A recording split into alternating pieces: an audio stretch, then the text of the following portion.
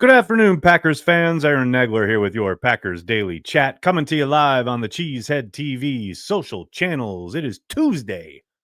We are so close. We are single digits away from the NFL draft occurring in Green Bay, Wisconsin. I, myself, will be flying to the motherland tomorrow morning, bright and early. Going to be in Appleton, Wisconsin, and then in Green Bay, Wisconsin tomorrow afternoon. I'm very excited to be back in, let's call it what it is, God's country. That's right. I'm going to get myself some Carry the G, some spotted cow, some cheese curds. Cannot wait. I am very excited. The Packers, as it were, are focused and continuing a slew of pre-draft visits, including Tet McMillan, the wide receiver out of Arizona. A source, an honest-to-goodness source, tells Cheesehead TV that Tet was in the building today. This comes a couple weeks after Brian Gutekunst was the only NFL general manager in attendance at his private workout for scouts. Interesting couple of events there. I mean, clearly the Packers are doing their work at the wide receiver position, especially some of the premier guys. Tet adds to the list of Matthew Golden, who was in, I believe, a week or two ago, and Ibuka from Ohio State, having been in the door. Pretty clear that the top of the market, so to speak, at the wide receiver position, the Packers have been doing their due diligence. Now, I don't think that means much of anything other than the Packers want to make sure that they have done all the work necessary if they are to make an investment on any of these young men. I also think there's still a decent chance and a decent possibility that they wait at wide receiver and try to get someone like Jaden Higgins in round 2, or maybe even someone down the line in the 3rd round. But they're certainly doing their work, and you can't dismiss it. And I've seen a lot of people talk about, oh, it's a smokescreen, this, that, or the other thing. And, a reminder here, just because maybe they do all this work on any number of these prospects and don't end up selecting them, it doesn't mean it was a smokescreen. It means they're doing their work. I do think back when Ted was the general manager, there was a lot more of that, a lot more of kind of maybe not a misdirection attempt, but certainly not a tipping of the hand, as it were, of genuine interest. That seemingly has shifted under Brian Gutekunst. When they have utilized these pre-draft visits, it's almost always because, yes, they want to do work and they want to get more information, but it's usually about or in service of a player that they are genuinely interested in. And it doesn't necessarily, go out the window if these guys don't end up getting drafted. A perfect example is Andre Dillard, a guy they really liked, had in for a pre-draft visit, ended up being selected by the Eagles, and then obviously spent a year with the Titans, and then was in the door with Green Bay last summer. So this work, as Brian says, is 365, and it is ongoing, and it is about getting information not only for now, but further down the line, and whoever they might end up being or becoming or ending up available later on in their NFL career. All that groundwork that the pro personnel department will be leaning on is being done right now in the draft process. So the McMillan thing is interesting. There's no doubt that, in my eyes, he's probably the most coveted wide receiver. I won't specifically say he's the top wide receiver because I know there are some differences of opinion in that regard, but he would certainly be a dynamic addition to a wide receiver group that did somewhat underperform last year and would provide them with the body type outside that they certainly need. And there's little question that he would be a boon in the red zone, another area where they struggled last year. Would become a very friendly target for Jordan Love in those situations. So we'll see what transpires here a little bit over a week until we get to the draft. But intrigue ramping up here in the lead up to the 2025 NFL draft. And hey, man, because I can't believe I'm going to be in Wisconsin tomorrow on Thursday night of this week, be sure you're coming on out to the Timber Rattlers game for draft and craft night with myself and Andy Herman of the Pack a Day podcast. You can get tickets in advance for a pre-game draft talk and a meet and greet. And then Andy and I are throwing out the first pitch. God help us all. And I'll be firing off the Bratzuka, which, let's be honest, this is the whole reason I signed up for this gig. I can't wait. Hopefully you can come on out Thursday night, the Timber Rattlers game. Going to be a lot of fun. And then next week, you know what it is. Our meetup on Wednesday night, the NFL Draft meetup with Cheesehead TV at Stage 1 in downtown Green Bay, Wednesday, April 23rd from 8 to 11 p.m. Carry the G will be on special. We got Cheesehead TV giveaways, some special Packers guests showing up throughout the evening. It's going to be a lot of fun. Head on down there, downtown, Wednesday night before the draft. Let me tell you, I've been getting some invites here in the last couple of days. Things are really starting to ramp up. There's a lot going on in the Green Bay area over the course of the next 10 to 12 days. Hopefully, if you can't make it out to one of these events, you'll be able to find another area where you can enjoy everything that Green Bay has to offer. There's a lot going on, a lot of fun. One other event that I don't have a graphic for, but I should tell everybody about, we'll be at the mall the afternoon of our meetup. The meetup is at night. We will have a meetup of sorts and a Q&A and all sorts of fun. We're going to be doing a mock draft. We're going to be having a lot of different content creators. Matt Ramage will be in attendance. Andy Herman will be there. There's rumors that Tom Grossi is going to make an appearance. So be on the lookout for that. That'll be at 1 in the afternoon on Wednesday, the 23rd at the mall there in Ashwaubenon. Come on out. If you can't make the night, gig because of whatever, I had a couple people ask me about bringing kids to the meetup, which, hey, it's a bar in Wisconsin, so do your own math. But I would suspect that the mall event, probably a little more children friendly. Bring the kids on out for that. And then you can take them to, shopping or whatever. But it'll be a lot of fun. I'll have more information on that by the end of the week. Lots going on. Whole lot going on. Speaking of a lot going on, a lot of folks chiming in the comments. Good to see everybody. Hope you're all doing well. Mr. Tundra says, I'm hoping we pick up Jaden Higgins in the second round. As I said at the top, very, very possible. No doubt about it. Dustin, thanks for the super chat, man. Any world where Joff or Jalen happens, I can't fathom the Packers pulling that trigger, especially given the Jalen contract situation. But I know I would say never, but that feels like a never going to happen. But hey, man, Negler's never right. So we shall see. Devin S., thanks for the super chat, man. Matthew Golden, please. He's a bit polarizing. I got to admit, I love his game. I don't see him as a first-round prospect. I think he makes a ton of sense in the second round. But, I would love the addition. I think he'd be a really excellent complement to what they have on hand already at the position.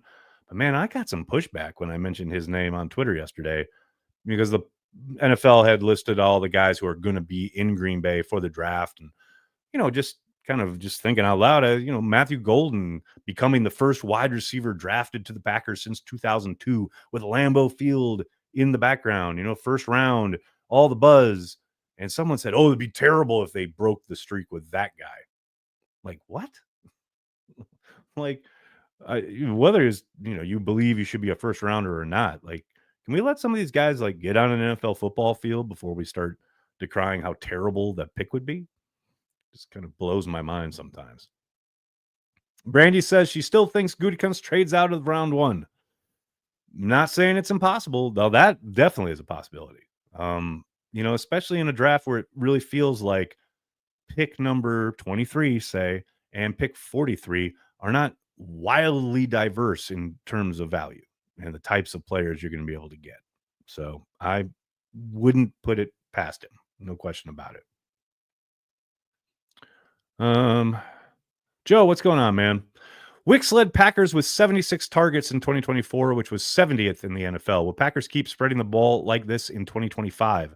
It's an excellent question. I think some of it will be dependent on the makeup of the room, right? Like, what are the wide receivers on offer?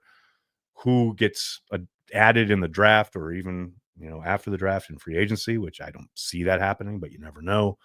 But I suspect, given the way they're going to be forced to operate without Christian Watson, there isn't a perfect kind of replacement type in this draft for him. I would be surprised if they don't maybe button it up a little bit. And we saw how much they ran the ball last year.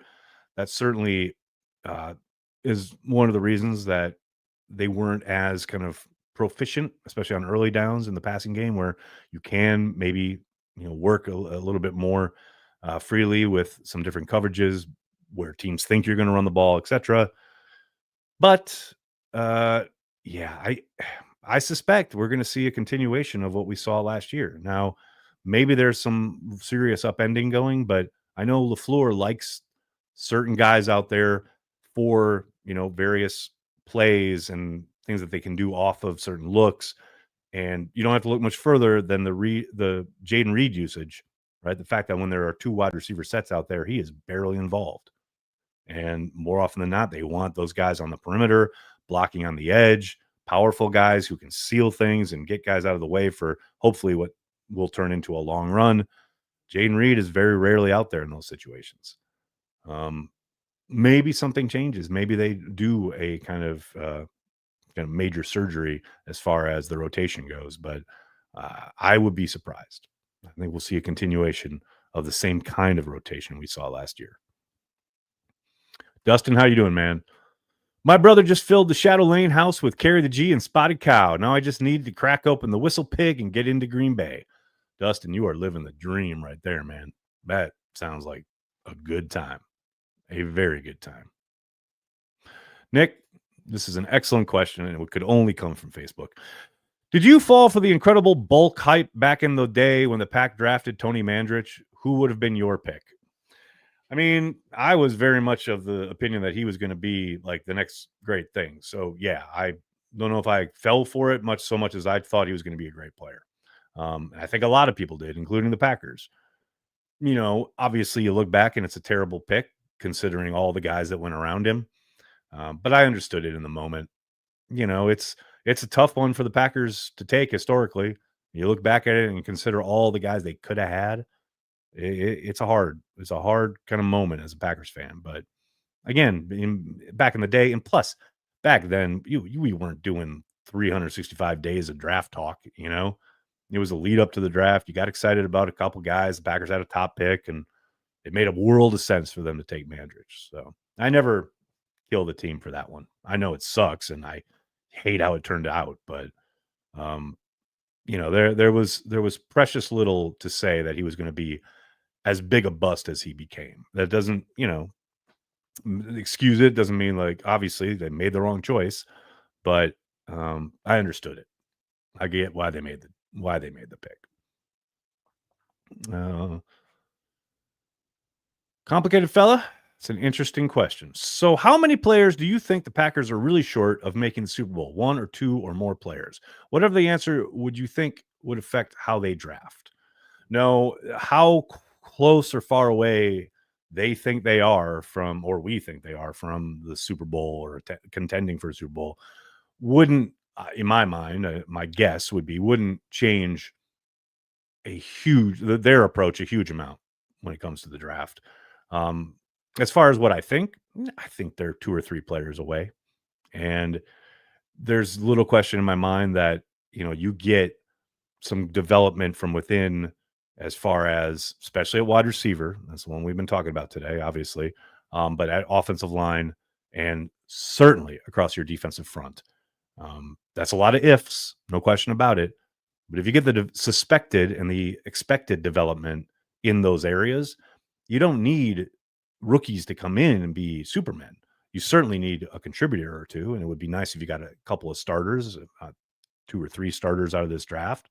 But I think fans look at the Packers in the view or through the lens of the rest of the NFL.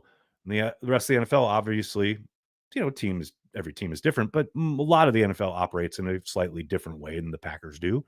That's not telling tales out of school. The Packers are a very unique franchise, and they have a very different way of working. But I do think Packers fans see the Packers as this kind of really far away team.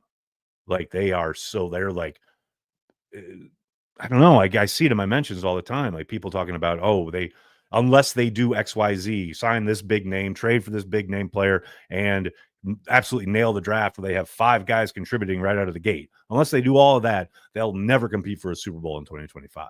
And I'm not sitting here saying they're ready to compete right now today, march to the Super Bowl, but they're way closer than I think most Packers fans believe. Um, I know they took a step back in regards to competition, top flight competition last year, especially within the division. It's a frustrating series last season, no question about it. But you can't pull back and look at the entire NFL, especially on the NFC side, and think the Packers aren't in the mix if they get a couple of, like I said, steps forward from guys who are already on the roster and add a rookie or two who can contribute right away. And I'm not even saying come in and start, come in and dominate, just contribute. If they can do that, they're right in the mix, especially again on the NFC side. I do not doubt that for a second. Big Al, what's going on, man? I really want Walter Nolan in the first round, but he might not be available by the time the Packers pick. What's your favorite defensive line in this draft? Woo, baby. I'm a Derek Harmon guy, but I do like Walter Nolan's game. I know he was in for a visit today as well, per Matt Schneidman. Um, yeah, I think any one of those big guys at that point at 23 makes a world of sense to me. I keep hearing Ted Thompson's voice in my head. The good Lord only made so many, talking about athletic big men, right? So if there's one available there at 23, one of the premier ones, and Nolan certainly is one of those, yeah, I wouldn't bat an eye. That's, I think, way more likely in the first round than a wide receiver myself. Uh, Josh, how are you, man? Carry the G still available back home in Appleton with the draft on the horizon? Yes, it is. Yes, it is. It is available several places. You can look on the Cheesehead TV website, go to the beer tab, and find our interactive map. And we have a mostly up to date. I'm not going to promise that every single place still has it, but I'd say 90% of the spots on the interactive map there are still carrying Carry the G, and they are later year deliveries. This isn't something that's been sitting there since like last August or September. Uh, Lots still on offer. Get out there, get some. Like I said, it's going to be available next Wednesday out there in Green Bay during our meetup. Get yourself some Carry the G. It'll be a lot of fun. Devin, you ain't lying, man. Devin, thanks for the super chat. Really hope LVN can take that jump this year. Whoo, baby. Yes. Really hope that is the case. I mean, look, I'm not saying that it's not possible. It certainly is. And we certainly hope for it as Packers fans. Man, there is precious little evidence out there on tape so far to suggest that it's just around the corner, right? Now, oftentimes, especially along the defensive line, it does take guys a year or two to acclimate to the NFL and to really come into their own. We've certainly seen that throughout the history of the league. But man, when you're getting out snapped by an undrafted free agent as the former 13th overall pick, that's tough on the resume. And I know I'm not saying anything Van Ness himself isn't aware of. He was asked about it at the kickoff of the tailgate tour, and he understands that it is a big, big year for him, and he has got to bring his A game from the jump. Devin, I'm with you, man. No question about it. Ed, thanks for the super chat. Zen chat. I got nothing. I hear you, Ed. We're approaching the draft. We're like 9 days out. What is it? 9 days out. Man, the talk has been talked. The hay is in the barn. Let's get the selections going so we can start talking about all the newest Green Bay Packers. I'm with you on that one. Ryan, thanks for being a Carry the G Club member. Will Ed policy be more hands-on or hands-off? Excellent question. The answer to which no one really knows. I suspect he'll continue much as Mark has these past 18 years or whatever it's been. I don't think we'll see a marked difference in how he approaches it. I think he'll have his own, obviously, touch and things he wants to emphasize and ways of working. But I suspect it's not going to be some sudden, we constantly see Ed policy in the news because he's in front of cameras all the time. But I also don't think he's going to be a hermit and hide. I do think his press conferences will be a little different, than a lot of the, I would say unfortunate sound bites throughout the years we sometimes got from a nervous sounding Mark Murphy. um, who never met an open mic that he couldn't, take over. But yeah, I don't know. The policy thing is interesting because no one really knows. I mean, you can point to his time as the head of the Arena Football League, which he ran for several years, and try to parse out how he operated in that situation. But it is pretty significantly different than the setup in Green Bay, what he's going to be asked to be doing as the president and CEO, the steward of the franchise. Um, but yeah, I think lots of people are waiting to find that out, including lots of folks inside 1265 Lombardi. Going to be fascinating. Beer 30. How you doing, man? How is Green Bay going to handle the influx of people for the draft, in your opinion? I think it'll be fine. I think people obviously are kind of curious and maybe worried about it. But I do think so many people are going to be staying outside of Green Bay that you'll see obviously traffic and an influx of people. But I think it's going to kind of be like the tides. It's going to come in and it's going to come out because so many people are going to be coming in for the day of the draft, and then they're going to go back to where Milwaukee, even, but Appleton, Oshkosh, even Eau Claire, like up to Door County, things like that. You got to remember when the NFL booked this, when it got announced, almost within that first day, the NFL had taken most of the hotels available in the Green Bay area. Now, obviously, there's Airbnb stuff going on, and there's certainly lots of people staying in Green Bay, but there are probably way more staying around the state. So I think, like I said, I think there's going to be traffic in and out of Green Bay. Probably going to be like game day on steroids a little bit, but it's nothing that Green Bay can't handle. I do think you'll notice it. There's going to be hard to miss, but I know some people have kind of questions Green Bay's ability to even host this thing, and I think a lot of that is going to it's going to turn out a lot of that is overblown. Joe, how you doing, man? If you won the Masters, what's your champion's dinner? Why was this? How did this turn into a thing this year? I'd never even heard of this until I think it was somebody online talked about it the other day. Man, I don't know. Probably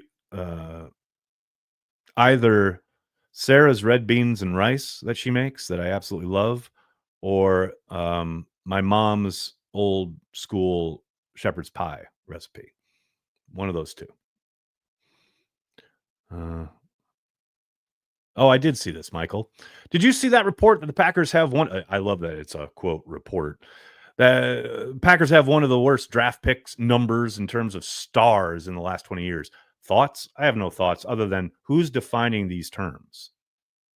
First of all, report, and then worst, and then stars. But have you given any thought to where the Packers were picking and who was already on their team when they made those selections and what they were trying to accomplish? Look, I get it, man. The Packers haven't picked a murderer's row of all-stars and all-pros and things like that while picking at picks 20 and beyond. That is a pretty rare occurrence, but I think a lot of that is pretty surface level and doesn't occupy a whole lot of my time, but I get why people do it, and I get why it's a talking point. Let's say that. Jim, thanks for the super chat. Tell us more about this Bratzuka.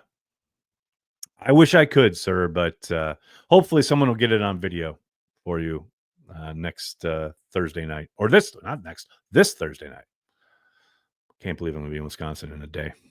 Brandy, thank you for the super chat. How has Hafley handled the transition to a 4-3, and how much hangover from the 3-4 is left? Oh, I think the 3-4 is out the door at this point, especially considering they have a new defensive line coach. Now, obviously, you have to work in concert with the coverage and things like that, but I think there's a really good handle on the personnel in the door already. We'll see what they add as far as the draft goes, but yeah, there's little doubt in my mind that after a year, and then they'll have another kind of off season under their belt, another training camp, etc. By the time the season rolls around this year, the 3-4 is a long forgotten part of the past. That doesn't mean that some guys maybe aren't who they have left over, right? Maybe Kenny Clark, maybe Rashawn Gary aren't like the prototypical guys you would have picked for those positions if you had been running a 4-3 when you brought them on board. But man, I think we saw Rashawn settle in really nicely last year. Hopefully, Kenny can start turning around next season. But yeah, I think the 3-4 is a pretty distant memory at the start of this season. No doubt about it. All right, buddy, I'm going to have to get going. I cannot thank you enough for hanging out, talking Packers each and every day, Monday through Friday, right here on the Cheesehead TV social channels. Patreon members carry the G Club members. Do not forget, we have happy hour at the top of the hour tonight. So in about 35 minutes, we'll be yucking it up. The information is available on your respective pages. For the rest of you, please do me a monster favor. Hit like on the video, subscribe to the channel, and then tell your friends and tell your family. Cheesehead TV, we are devoted to Green Bay Packers fans worldwide. Thanks a lot, everybody. Have a great night. Go Pack Go.